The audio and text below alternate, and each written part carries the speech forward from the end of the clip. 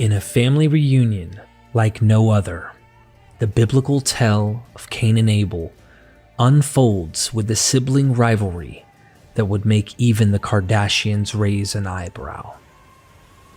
Meet Cain, the eldest son of Adam and Eve, who harbors an inviolable green monster within. And then there's Abel, the charming younger brother, with an impressive knack for offering sacrifices that please the divine bigwig upstairs. Things start innocently enough, with Cain tending to the fields like a diligent farmer, while Abel prefers the company of fluffy sheep.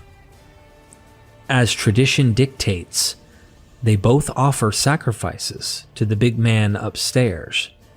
But here's where the drama kicks in. Abel, the brown-noser extraordinaire, offers up his finest lambs, hand-picked and primed for divine satisfaction. God, always a sucker for a juicy lamb chop, accepts Abel's offering with enthusiasm and a heavenly thumbs up. Now enter Cain, who's been sweating it out in the fields, probably sporting some serious farmer's tan. He decides to put his best foot forward and offers up some humble fruits and veggies from his harvest. But alas, God takes a pass on this veggie platter, and Cain's ego takes a serious blow. No divine fireworks for him. As resentment festers within Cain's soul, he invites his brother for a friendly stroll in the fields. But friendly turns out to be the last word anyone would use to describe this outing. Seething with jealousy and anger, Cain unleashes his inner Hulk and clubs Abel to death, much to everyone's dismay. Divine justice swoops in, and God confronts Cain with a question that's all too familiar to siblings caught red-handed. Where is your brother? Feeling cornered, Cain unleashes the world's very first epic dodge, replying with the infamous phrase, "Am I my brother's keeper?" Smooth move, Cain, smooth move.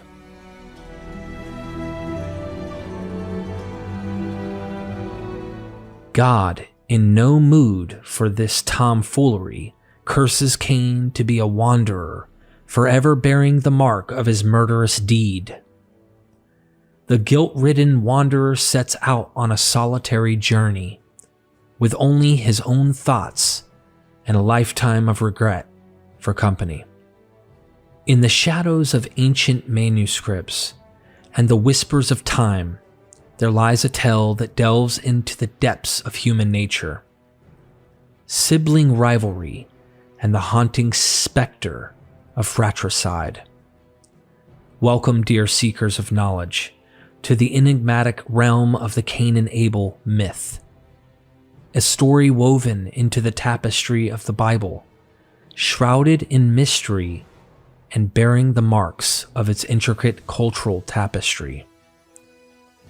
Dating the origins of the Cain and Abel story is an intricate dance, as scholars navigate the labyrinthine corridors of textual analysis and historical context. While the exact date of its composition remains elusive, it is believed to be a relatively late addition to the biblical narrative, emerging amidst the swirling sands of ancient Near Eastern civilizations.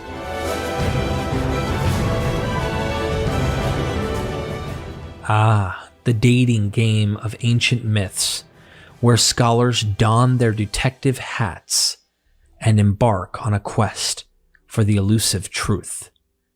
In the case of Cain and Abel, our scholarly companions have traced its origins to a rather intriguing period, the Babylonian exile, approximately 600 BCE, a time when the Israelites found themselves in the land of hanging gardens and mythical wonders. Picture this. It's the 6th century BCE, and the Israelites, like involuntary tourists, have been whisked away to the captivating realm of Babylon. Surrounded by the exotic allure of foreign gods and cultural exchanges, they found themselves crafting narratives that reflected their collective experiences. But dear wanderers, the story of Cain and Abel was no overnight creation. Scholars propose that it underwent a gradual process of development and refinement, with various sources and traditions weaving together like a patchwork quilt. As the sands of time continued to shift, the final redactions of the Cain and Abel story took place during the Persian or Hellenistic period. Yes, my witty friends, the Hellenistic period is the era when the Greek influence permeated the eastern lands, infusing them with a dash of intellectual intrigue. So imagine scribes perched in their dusty chambers, adding those finishing touches to the biblical narrative. Perhaps they scribbled with quills while pondering the fascinating philosophical ideas of their Hellenistic neighbors, striving to find a delicate balance between ancient traditions and the influences of the wider world. This mingling of Babylonian exile and Hellenistic musings gave birth to the layered tale we now know as the Cain and Abel myth.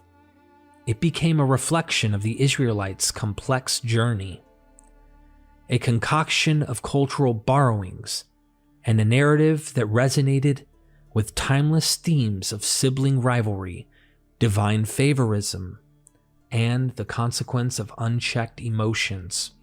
So as we delve into the enigmatic depths of the Cain and Abel myth, let us raise our scholarly glasses to the Babylonian exile and the Hellenistic period. Those transformative chapters that shaped the final composition of this ancient tale. With wit and intellect, let us navigate the labyrinthine corridors of history, unraveling the layers of its creation and savoring the intellectual delights it offers.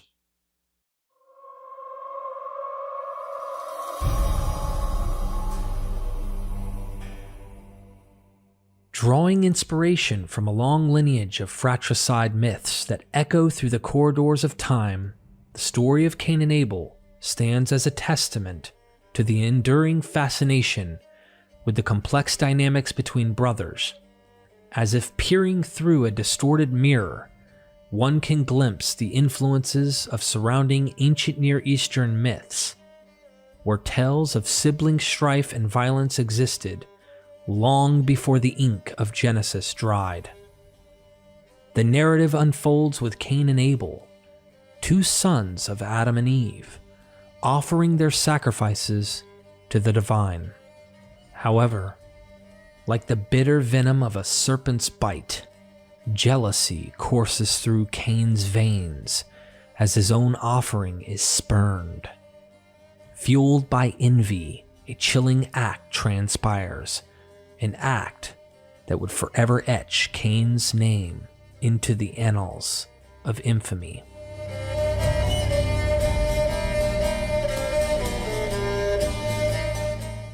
This haunting tale explores themes of divine favoritism, the consequences of unchecked emotions, and the depths to which human jealousy can descend. Its placement within the biblical narrative serves as a mirror reflecting the complexities of family bonds, highlighting the frailty of human nature and the everlasting shadows cast by fratricidal strife. The origin myths which influence the Cain and Abel story have the deepest roots to human storytelling, which surely cross into the prehistory period before ancient Sumer and Egypt, 6000 BCE, due to sibling rivalry being something all humans have commonly experienced. You can say Cain and Abel represent the first humans' downward spiral after the epic fall of their parents Adam and Eve. In a sense, they represent all humans who hold hate towards their siblings. Many of the ancient mythic antecedents which later influenced the tale of Adam and Eve represent gods and not mere mortals, but in the storytelling of their time, even the gods could die as men. So much of our focus will show the oldest myths in the world which influenced the Cain and Abel story directly or indirectly.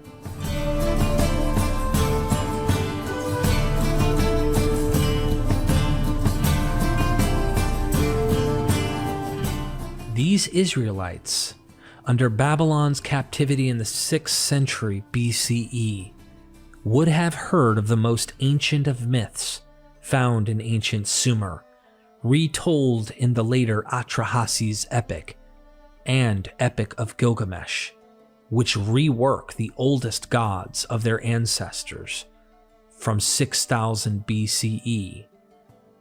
They would have been aware of the Egyptian tales of old, which place Osiris and Set as the original brotherly betrayal story around 4300 BCE. One of the oldest Greek myths of Perseus and Acrisius would have spread like wildfire during Alexander the Great's conquest of Hellenism. Around the 4th century BCE, the Romans' tale of Romulus and Remus was probably written. You will find common thematic connections to the Cain and Abel story, and whether these connections are genealogical or culturally impactful, it changes nothing pertaining to the Cain and Abel story being myth. Even in some Canaanite texts and inscriptions, Baal and YHWH are mentioned together around 1000 BCE, possibly as brothers or divine allies. These references indicate a complex interplay between different religious systems and the assimilation of deities into the evolving Israelite religious framework. Though the debate is up in the air of exact details, it wouldn't be a shock to me if Baal and YHWH were brothers in the Canaanite mythology, and one brother killed the other out of anger in a version of their myth similar to the myth of Seth killing Osiris. So let us begin with the mythic antecedents that most scholars think directly influenced the Adam and Eve myth from Mesopotamia. Remember, the Israelites most likely wrote these myths originally during their exile in Babylon, where scholars see a reversal of the rise of civilization in Genesis, while the Mesopotamian myths praise the ziggurat as the highest status of humanity. This was humanity being at the height with the gods. In the epic playground of Mesopotamian mythology, let me regale you with the curious tale of Inky and Ninhursog. Picture it: a divine sibling squabble of cosmic proportions, complete with killer plants and a connection to the biblical Cain and Abel story. It's a mythological soap opera you won't want to miss. First, meet Enki, the mischievous trickster god, like Loki from Norse mythology, who enjoys stirring up trouble with a twinkle in his eye. Then there's Ninhursog, his sister and goddess of fertility, with a penchant for creating life and overseeing all things green and leafy. In a moment of sibling rivalry, Ninhursog plants 8 remarkable seeds, each sprouting into unique and marvelous vegetation. With pride radiating from her leafy creations, she presents them to Inky, expecting a pat on the back and a round of applause. But alas, Inky, the eternal prankster, decides to take sibling rivalry to a whole new level. He cunningly plots against Ninhursog's precious plants and one by one snuffs out their existence. 8 innocent plants, mowed down by the hand of a playful deity. The divine version of planticide, if you will. Now, let's make the connection to the biblical Cain and Abel story. In the tale of Cain and Abel, Cain offers a humble harvest of fruits and vegetables to the big guy upstairs, while Abel's sacrificial lambs are showered with divine approval. Just like Inky's nefarious act, God rejects Cain's offering and accepts Abel's, leaving Cain feeling like his organic efforts were simply veggie fodder. The parallel lies in the rejection of the plant-based offerings in both stories, whether it's 8 marvelous plants or a humble basket of fruits. The divine preference seems to lean towards animal sacrifices. In both cases, the protagonists experience a mixture of rejection, jealousy, and simmering resentment. So there you have it, a witty connection between the Inky and Ninhursog myth and the Cain and Abel story. Sibling rivalries, divine favoritism, and rejected plant offerings. These myths serve as reminders that even in the realm of gods, family drama and vegetable vendettas can leave their mark through ancient narratives.